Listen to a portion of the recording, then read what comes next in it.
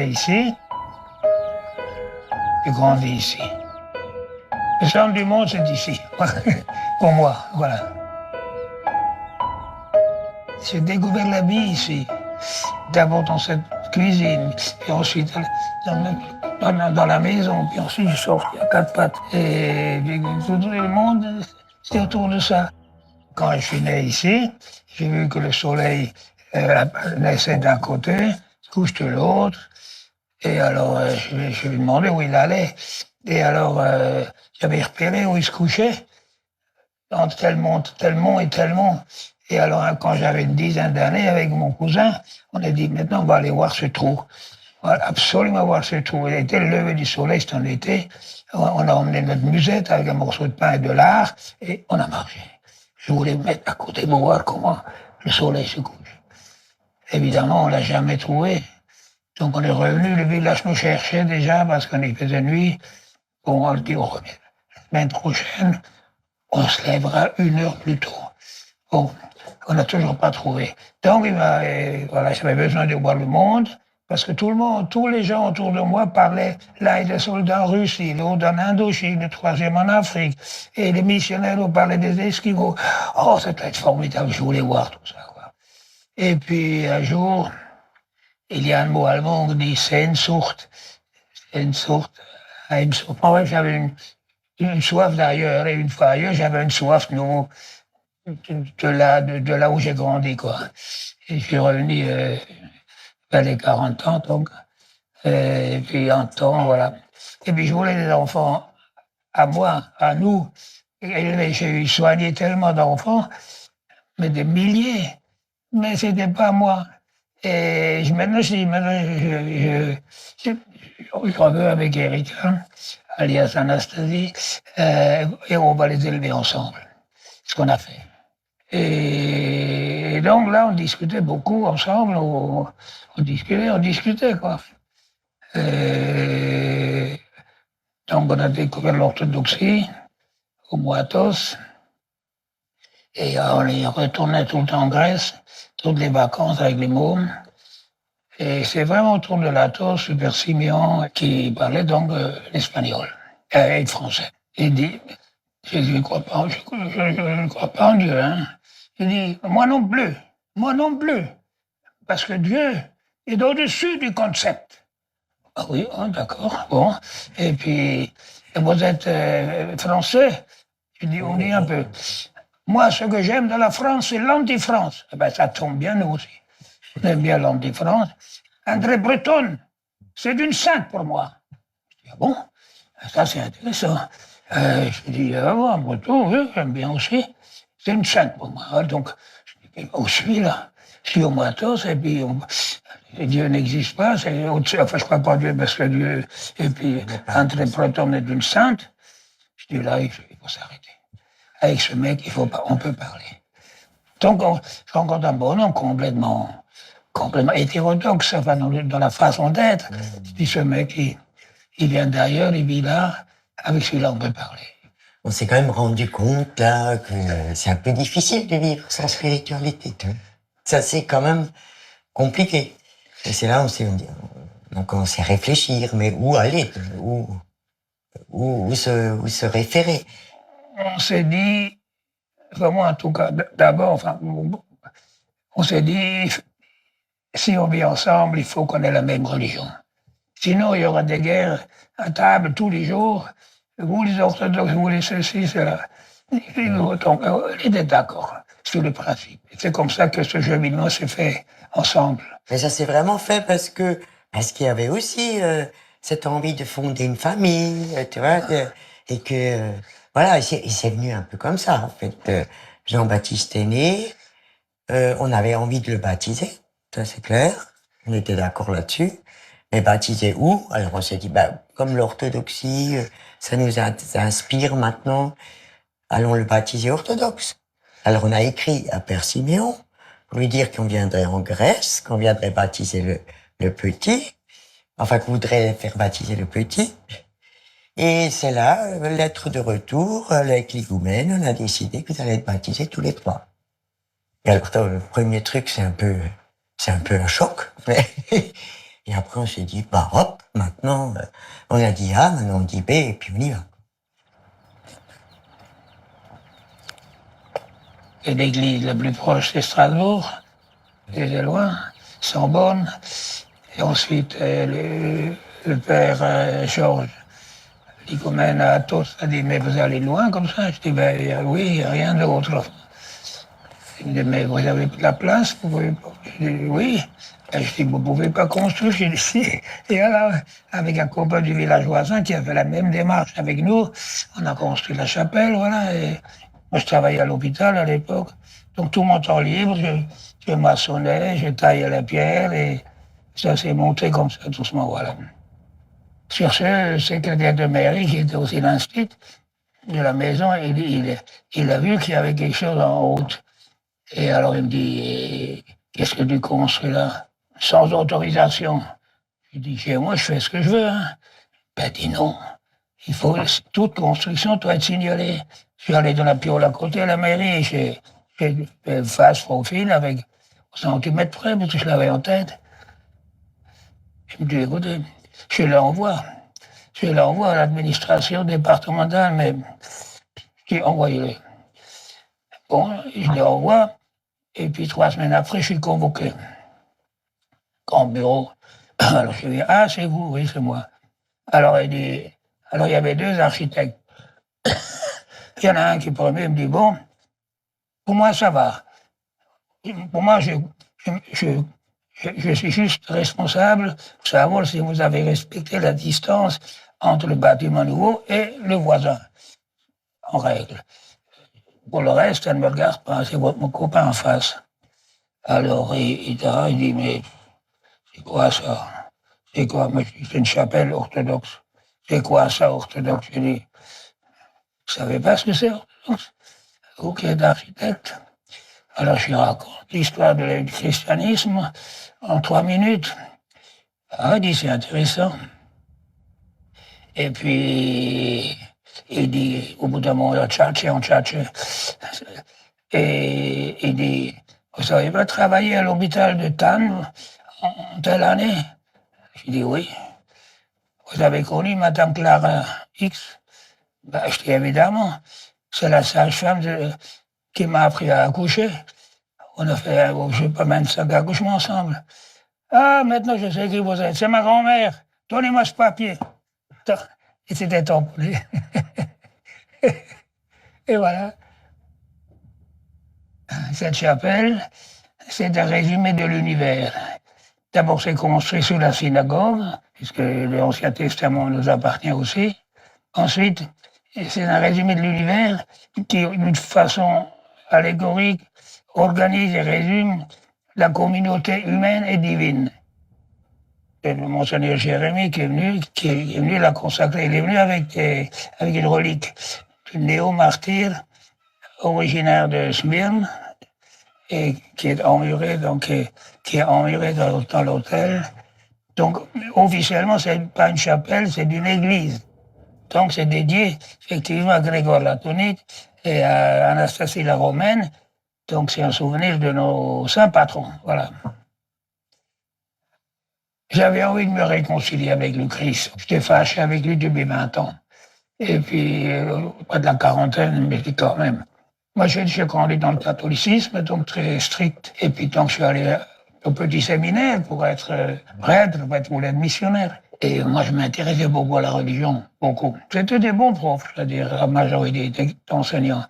Mais globalement, entre ce qu'ils disaient et ce qu'ils faisaient, il y avait un écart de plus en plus grand, et ça ne me plaisait pas. Tout ce que vous dites là, c'est pas marqué dans l'évangile. Donc ça vient pas du Christ, ça vient de vous. Mais enfin, Louis, qu'est-ce que tu racontes? Viens me voir. Et puis, alors j'ai dit, oh, tout ça, c'est des conneries. Ensuite, je fais de la médecine, donc un peu dans des conditions difficiles de pays en guerre, le Vietnam, l'Afghanistan, tout ça. Et donc, j'ai fréquenté aussi beaucoup la mort. Alors j'ai pensé à elle, et j'ai dit non. Je ne vais pas dire de notre Père. Si Dieu existe, il me connaît. Je ne vais pas les lécher les beaux de derniers moments. Et voilà, donc j'ai survécu. Mais quand même, à ce flirt fréquent avec la mort, peut-être, il faut que je me réconcilie avec le Christ, peut-être, oui. Ben ici, quand je suis seul, je suis avec des milliers de personnes. Hein. Je ne suis jamais seul.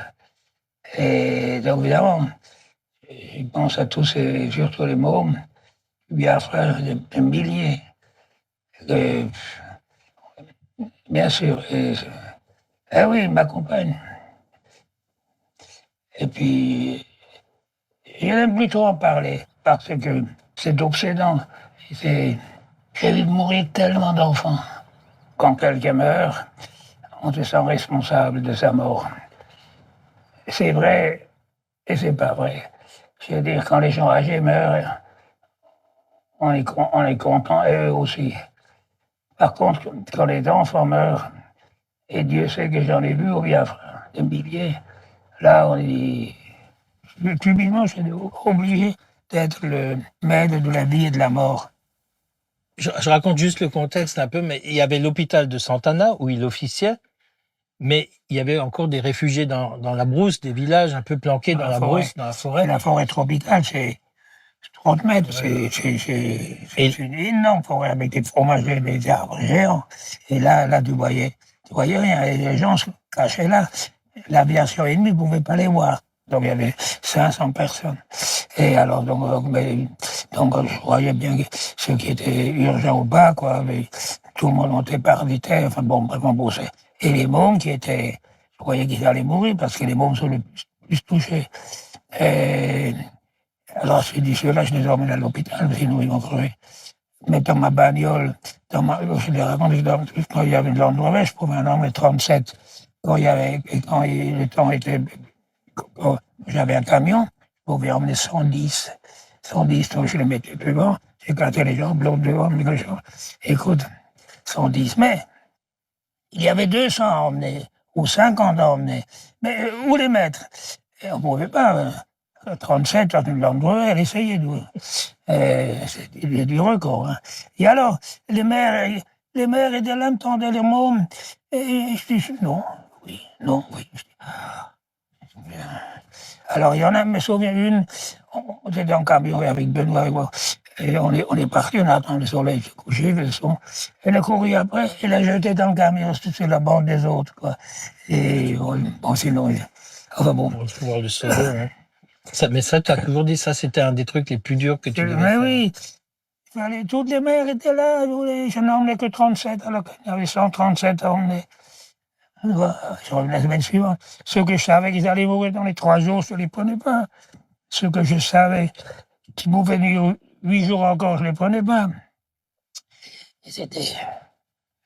En fait, le prix Nobel, tu t'en fous.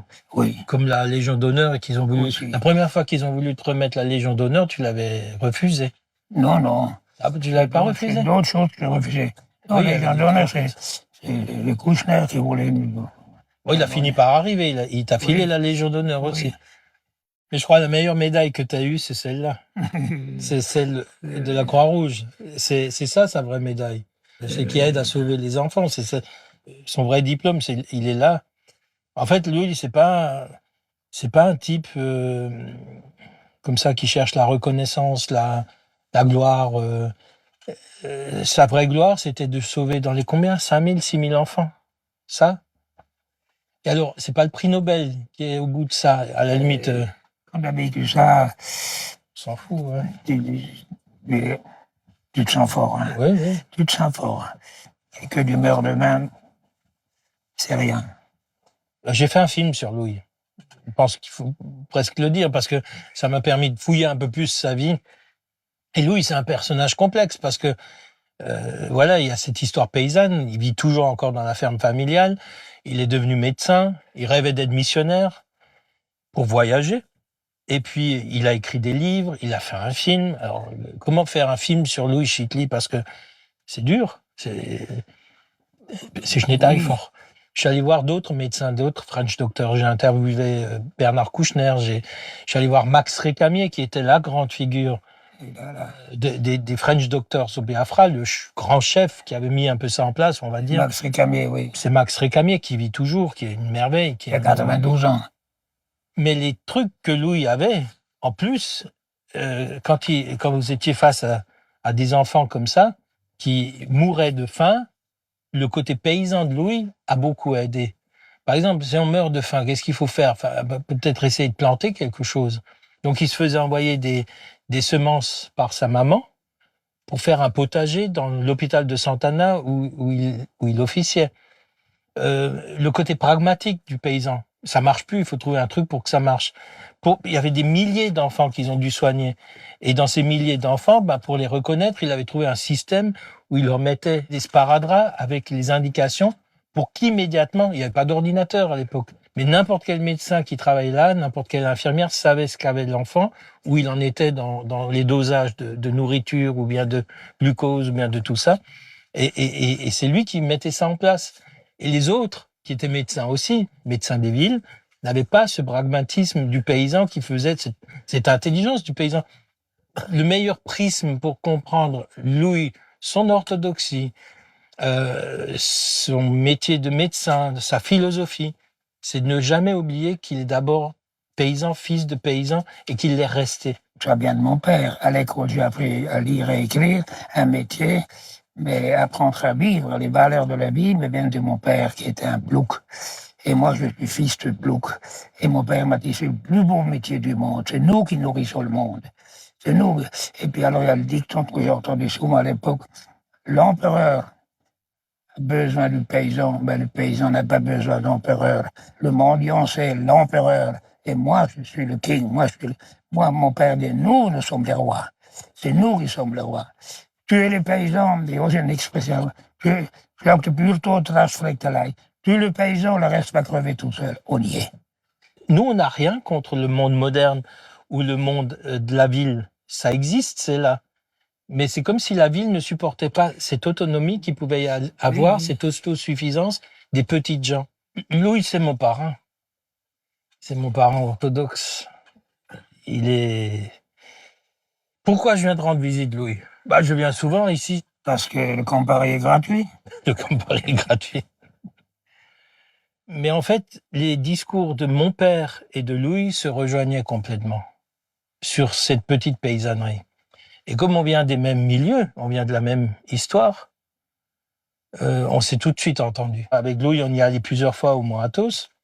Un moine là-bas m'a pris un peu en charge pour m'expliquer un peu plus, et puis ça a pris des années et des années avant d'y retourner, entouré de tous les copains d'une bonne bande de voyous, là. Et donc, j'ai été baptisé dans la mer Égée, au pied du Mont Athos, dans le monastère de Vatopédie. Tu vois, on a plein de copains différents.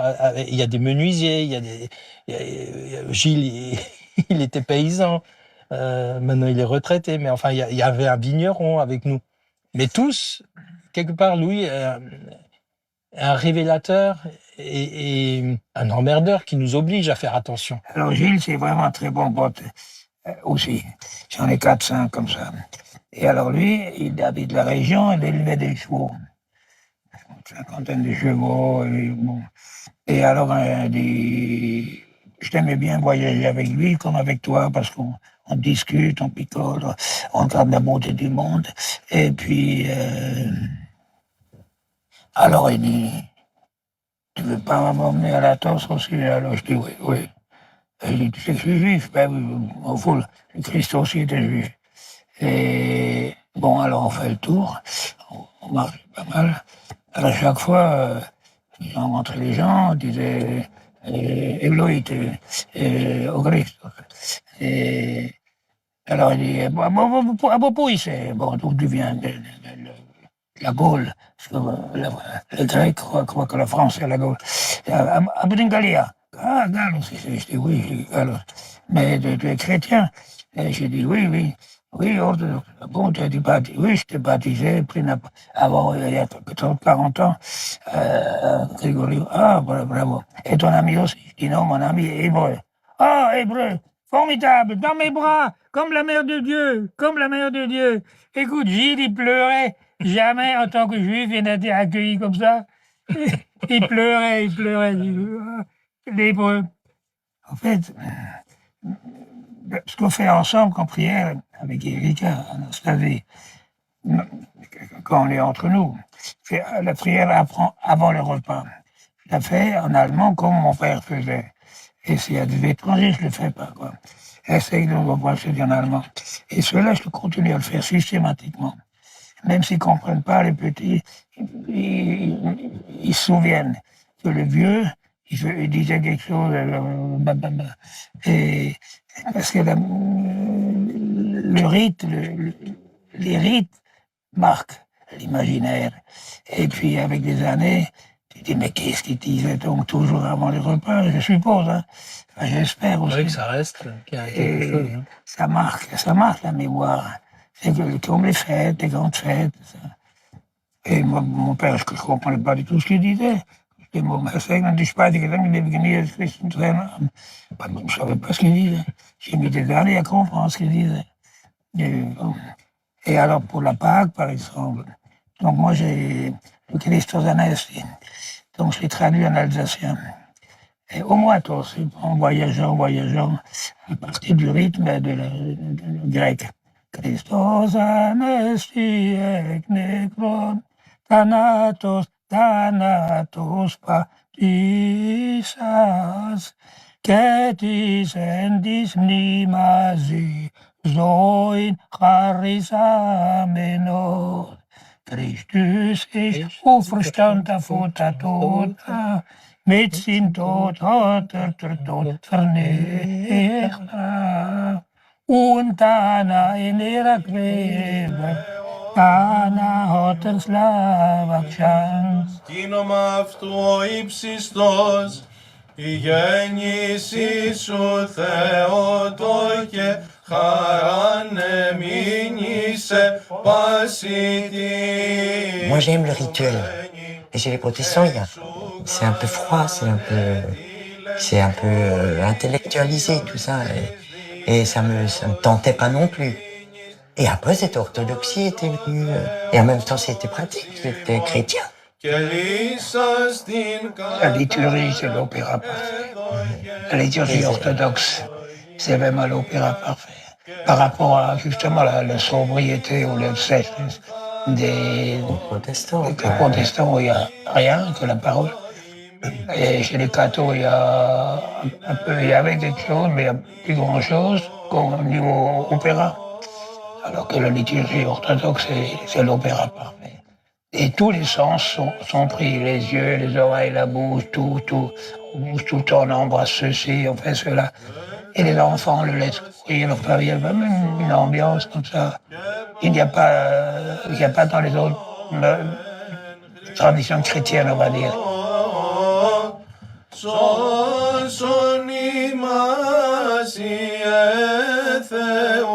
Pour moi, l'actuelle Jérusalem, qui est esclave de la loi, avec ses enfants. L'autre est libre, c'est la Jérusalem d'en haut, Sion, notre mère à tous.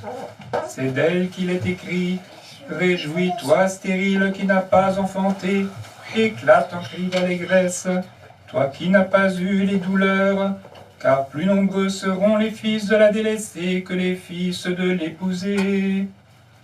Et nous, mes frères, nous sommes les enfants de la promesse à la manière d'Isaac. De son temps déjà, l'enfant né selon la volonté de la chair persécutait celui qui était né selon l'esprit. Et il en est encore ainsi maintenant. Mais que dit l'Écriture? Chasse l'esclave et son fils. Avec le fils de la femme libre, il ne peut hériter. Aussi, mes frères, n'est-ce point de l'esclave,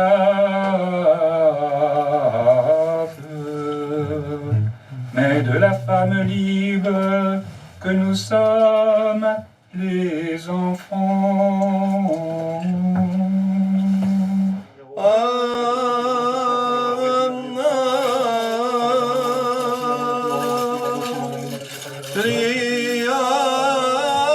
Les moines de l'Athos m'ont appris qu'il y a un seul péché, un seul, sous trois formes. Et quel est ce péché? C'est le manque d'amour. Ça, c'est le péché. Sous trois formes. La première, c'est l'amour de soi. D'abord, il faut s'aimer soi. Ensuite, seulement une fois que cette mesure est prise, tu peux aller aux autres, donc l'amour des autres. Et si tu es encore en vie, tu peux aller à Dieu. Voilà, il dit il n'y a pas d'autre péché, et c'est tout.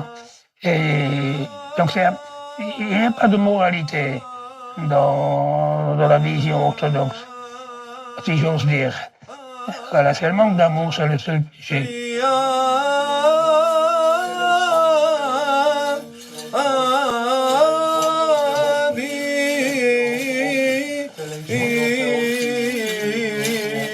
Que le Seigneur Dieu se souvienne de nous tous. La foi c'est une option. C'est une option qui est très pratique, mais qui est emmerdante parce que le lendemain, tu ne crois plus à tout ça. On croit ou on ne croit pas. Hein. Et ça, moi, ça va, ça vient. Le doute entraîne la suppression de la foi et en même temps, ça alimente la foi. La foi alimente le doute et le doute alimente la foi. Il n'y a pas d'assurance. On l'a, un jour on l'a et le lendemain, là, plus du tout. Πρέπει ένεσης